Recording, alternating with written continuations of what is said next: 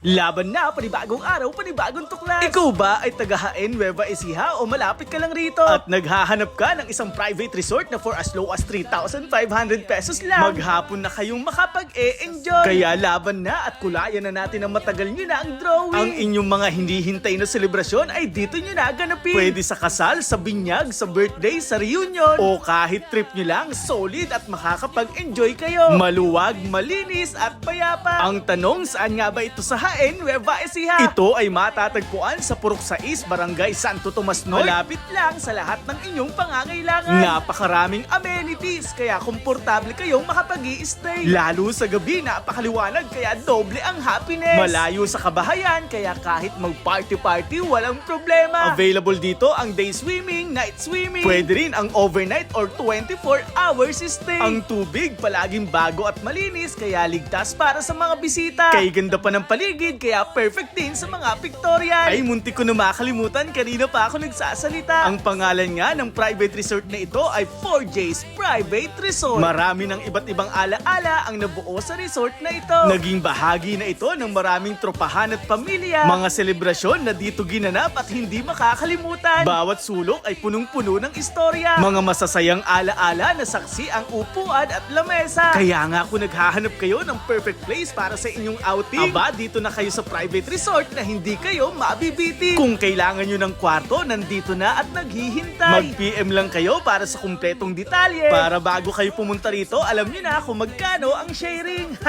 Feels like home ang mga kwarto dito sa 4J's Private Resort. Gusto kasi nilang mailaan ang mga serbisyong makakapagpabalik sa inyo. Naghihintay na rin sa inyo ang malinis na swimming pool na kahit na anong uri ng tumbling, ng diving, o kahit magkulitan kayo rito, walang mangingialam.